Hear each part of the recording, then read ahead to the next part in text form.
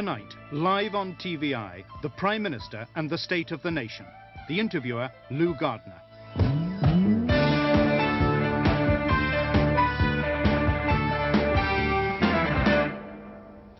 Prime Minister, you're now completing your third year in office, the third year of what's almost become your personal fight to get Britain back on its feet.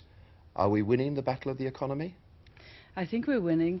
I think I could perhaps best describe it by saying I think we've laid the foundations for a competitive industry that can expand the moment we get improvement in world trade. And that's quite some achievement because we weren't competitive before. In sort of historical terms, where are we? Have we just had the battle of Dunkirk, or the defeat at Dunkirk, or have we got as far as Alamein? Oh, I don't think those analogies hold at all. We have to fight our battles every day. They're never won. You've got to sell your goods every day. You've got to be efficient every day. You've constantly got to think of the morrow. It's a daily battle for each and every day. Well, let's have a look at just this week, for instance. We saw that industrial production fell again in December. Both industrial and manufacturing production are considerably lower than they were when you came to office. How can you say we're even laying the foundations in those circumstances? Let's deal with the December point first. Not surprising, was it, when we had really one of the coldest Decembers, not for 15 years, but really since the end of the 1800s. So, not surprising that production fell that month. If you take it over the whole quarter, it actually was up on the previous quarter. Yes, you're right, it is down over when I came in. There's been a world recession, not our fault. Germany, France, Europe suffering as well, some suffering even worse. Some got their unemployment actually rising faster than ours now. We're not responsible for that world recession, but I hope we're soon going to come out of it.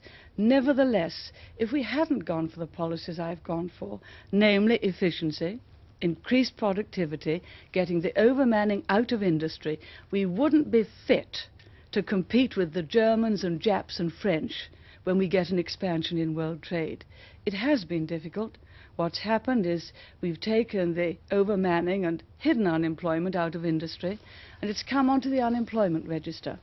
But at least we've got an efficient industry from which to expand. And doing very well in exports. If I may say so. Yes, indeed. And you know, even countries like, for example, Germany, about 2 million, she was efficient. Her inflation is down to 6%. Even on a 2 million figure, it's much less than ours, but you have to remember, she and France have a whole year's conscription for all young people, so that takes a lot off the register. And you have to remember that she took in a lot of people for extra work when times were very good, but they left and went back to Turkey and Yugoslavia when times were not so good, so she lost jobs without getting increasing unemployment. Remember those things. Even for countries that are very efficient. We've struggled to get efficient, and last year our record in increased productivity was better than anyone. But let me come back to the question of unemployment.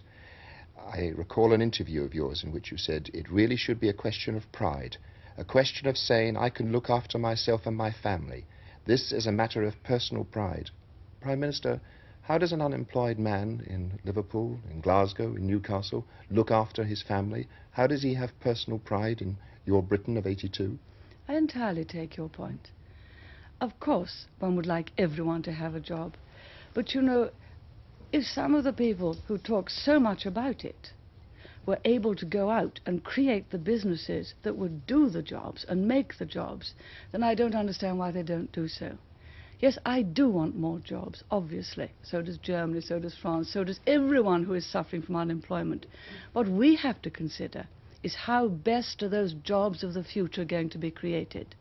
They're not going to be created if we shy away from taking on new technology, if we shy away from getting rid of old labour practices. They're not going to be created if we have 2 men doing the work of one and taking 2 men's wages. We shall simply lose the business elsewhere. We're going through a period of new technology. We're going through a period when many countries overseas are producing the sort of goods which we used to produce and sell from here. All of that requires great adaptation. We cannot get the jobs of the future, which I am after more than anyone else, unless we compete. Prime Minister, many of your critics, and many of your sternest critics these days, are in the ranks of the Conservative Party itself. They see the cost to the nation of 3 million unemployed as totally unacceptable. Whatever the other gains that you may say come from your policies, they say that that figure of 3 million is damaging the whole social fabric of our country, and that somehow or other you have to do something now and immediately to end that situation. Well, say what they may, and I agree. I would like everyone to have a job. The question is, how do we create them? Now let's let's go through it in order. You could reflate. Reflate. How in the world, if we reflated from 12% inflation, taking the annual level of inflation up, would we have a chance to compete with Germany on 6%, on Japan lower, on Switzerland lower? How would we have a chance? That would be pushing our problems into the future, taking a few artificial jobs now, not many, just a few, and then having a bigger inflation and an even bigger unemployment. It would also be saying to all the people who saved, look, I'm going to diminish the value of your savings deliberately. I'm going to make it more expensive to invest. Look, who's reflated in the past? The government of which I was a member, 1970 to 1974. We did a big reflation in 1973. It ultimately led to the highest rate of inflation this country's ever had, 18 months or so later. And we were panic-stricken. And eventually, shortly after that, in another year or so, we had to go to the IMF. It led to a property boom. It led to a secondary bank collapse. All of that led eventually to a much higher level of unemployment, 1.6 million. Then we had to try to deal with that high inflation. May I come in, Prime Minister? Then Mr. Callaghan reflated in 78, and we've gone through the whole of the thing again. Please don't go that way. Let's do it in a sound way this time. Really competitive, sound, honest, honourable money. Reflation is dishonest money, and no government should go that way. Your turn. Thank you very much. Let me suggest to you that all the points that you make are the things that come from inflation. But and I come back to what I said before, what your critics say is that what is happening to the social fabric of the country, what is happening to the inner cities, what is happening last summer in the riots, these are all symptoms of 3 million unemployed, and that you may end up destroying more by the unemployed than you do by inflation. I wouldn't say those riots were a symptom of unemployment. And I was interested that Lord Scarman did not put necessarily unemployment as high on his list. Indeed, it was very low. And indeed, you remember we had the Notting Hill riots years ago at a time of very considerable, well, almost full employment and very low inflation. So I don't think it's quite right to analyse it that way. But whichever way you take it, Mr. Gardner, there's not much point in going on commenting on it. We've got to say, how are we going to get the new jobs, the industries of the future, to compete with the Japanese? Because the Japanese have got the industries of the future. They embrace new technology, and they have not lost jobs through it. They've got very little unemployment. So we have to embrace new technology. We have to try to give help, and we are, to small businesses to start up and to expand. All that we are doing. And in the meantime, we have to say, well, we must give a hand, particularly to the young. So, and the vast majority of school leavers get jobs, but those who don't go on a special youth opportunities course. Or we've had a look, we've got a new scheme now. We think that one of the reasons that young people are not taken on is because the wages they have to be paid are too close to those of an experienced adult. Therefore, we've got a new scheme. It started on January the 2nd, where companies can take young people on in the first year away from school at £40 a week. And if they do so, then the taxpayer will pay £15 a week. There have been a lot of inquiries about that, and we've already got about 20,000 applications in about the first 6 weeks, and I think they'll go much faster. And then we've got a scheme, I might say, so it's rather similar to the German scheme, where we want to get to the position where a young school leaver, or at 16, a person can either stay on in full-time education, or can get a job, obviously, if there are jobs available, and a number of them will, or they'll go to some sort of training. I want to get to the position where unemployment is not an option. Education, job, or further training. So each and every one of them can look forward to something when they leave school. That's really the German scheme. Prime Minister, a year ago you told an interviewer that we will not reflate. Are you telling me now, as we come up to the budget, that is still the message, quite firmly? We will not reflate? Of course not. Of course we can't reflate. It would be totally wrong. And just let's get one thing clear.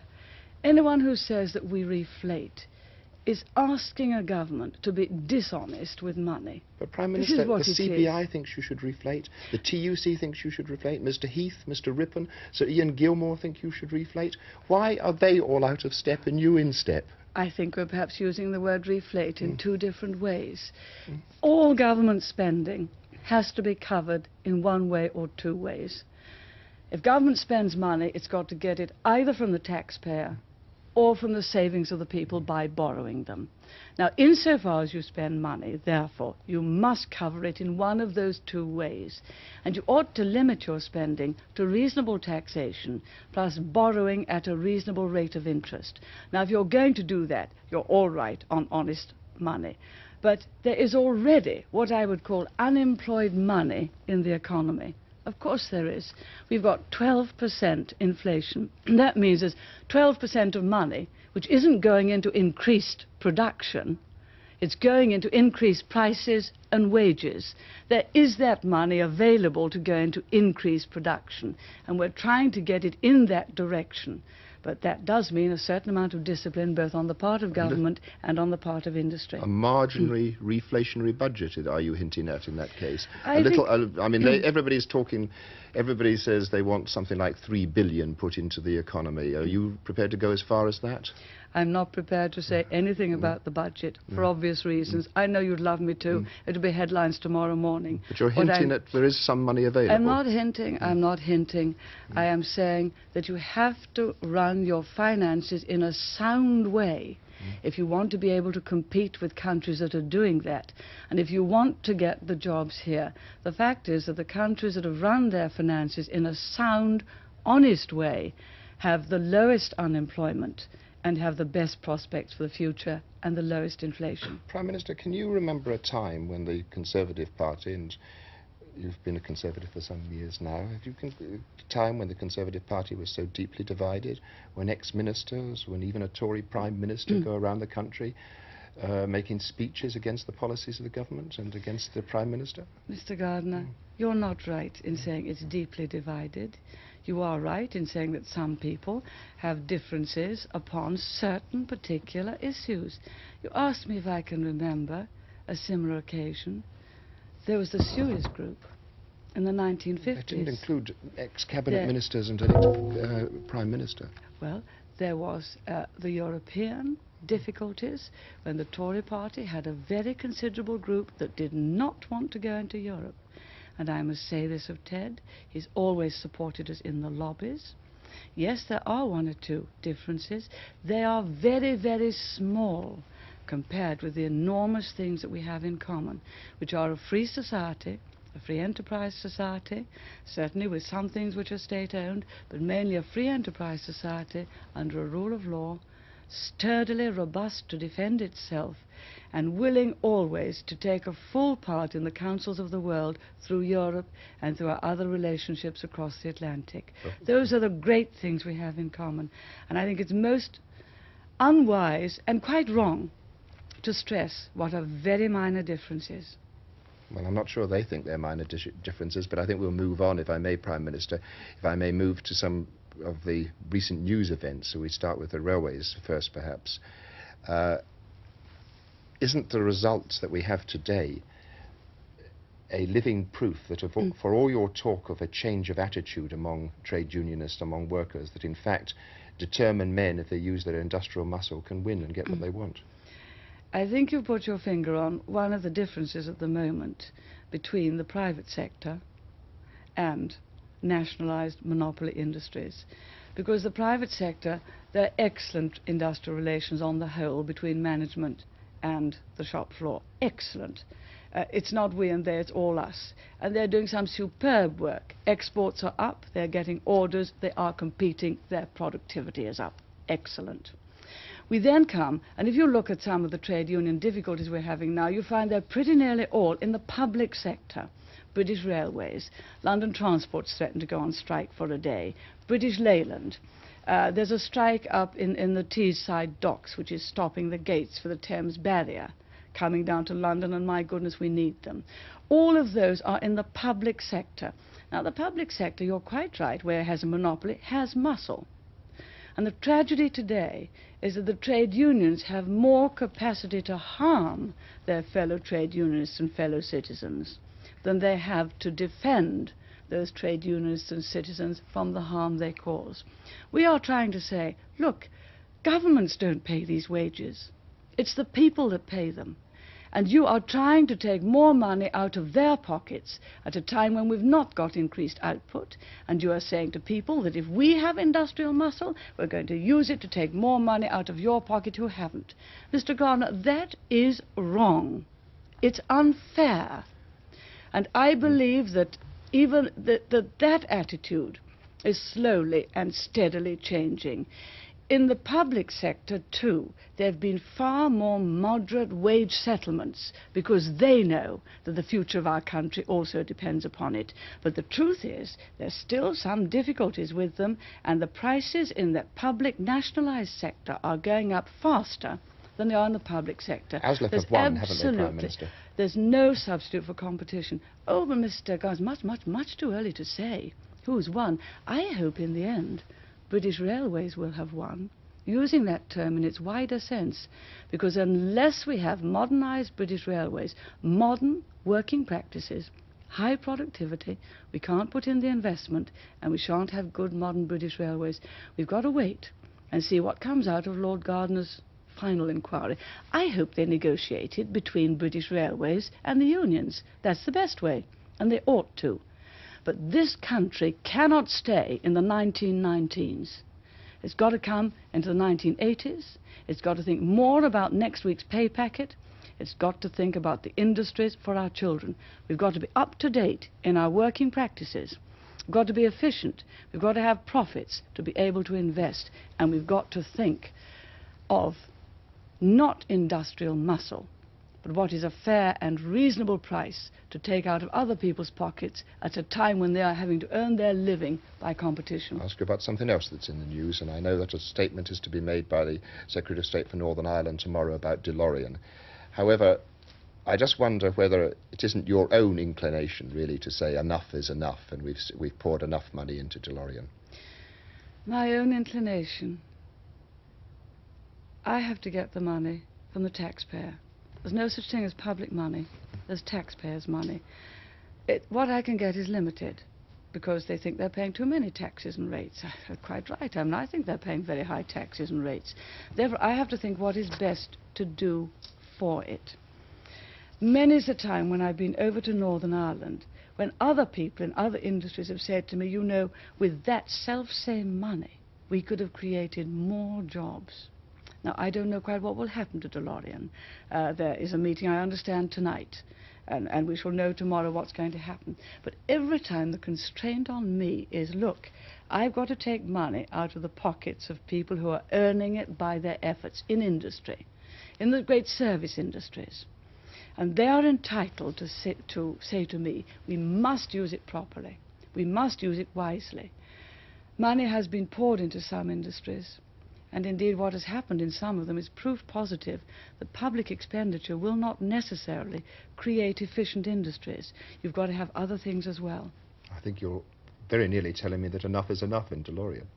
I am telling you that we have to use taxpayers' money wisely and well, and that I shall continue to try and do. Prime Minister, how long do you wish to go on being Prime Minister? Until I'm tired of it. How long will that be? Oh, I don't get tired very easily. Are you not tired at all? I saw the Sunday Times recently suggested that you were suffering from metal fatigue. I'm not suffering from any fatigue. I say until I'm tired of it. So long as Britain needs me, I shall never be tired of it. The new factor, however, that might stop or might make the nation tired of you is, of course, the introduction of the SDP.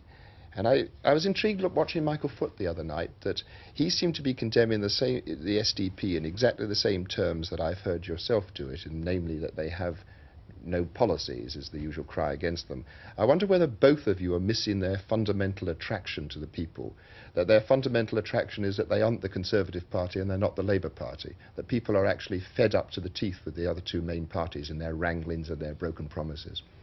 You know, it's quite an accusation to say of a party they haven't got any policies and they can't make their mind up. It's not exactly the best recommendation for anyone who wants to achieve government. Are you missing the point of their appeal, Prime Minister? No, I don't think I'm missing the point of their appeal, because I think as it comes up to an election, you have to ask yourself what is an issue and what are the policies. But my complaint against the SDP is quite simply this. These are the same people, many of whom, sat either in the last Labour government or behind them. They are just exactly the same people who, if the Labour Party had won the election, would still be sitting there alongside Wedgwood Ben, taking the party further and further left. They hadn't the plain guts to fight when they were in, and they're the same people now. It was they who put us under the thumb of trade unions. It was they who increased the legislation in favour of trade unions. It was they who took us into the winter of discontent. It was they who took us to the IMF. They are the same people, and they haven't changed. They didn't fight then. They went the easy way, and they want the easy way now. Prime The Minister. easy way is not the way for Britain. The successful way, the proud way, is the way for Britain. That's not the way they take us. Prime They'll Minister, run. sorry. I still think that perhaps you're not either answering my point or seeing their appeal to the people. See, I recall by looking in cuttings, a speech you made in Scotland on the eve of the '79 election, in which you castigated the Labour government for the fact that prices were going up at 10% a year, for the level of unemployment at that time, for the rate of business bankruptcies. Well, you've broken all those records. And when you recall that speech yourself, do you begin to understand why people have a deep suspicion of the two main parties, and why perhaps they're prepared to turn to anybody who is different and comes along in new clothing? You've taken very selected figures for, in fact, the Labour government's record on inflation. Food prices went up nearly 120% during that time. Prime Minister, I'm not discussing their record with respect. I'm trying to find out whether you can understand why people are disillusioned with the two main political parties. And I will abandon this line of questioning after putting it once more. You used some figures, Yes, surely. which I quarrelled with, Yes. because I said you have to look at the record of the Labour government on inflation over its whole time. On food, it was up by 120%, disgraceful.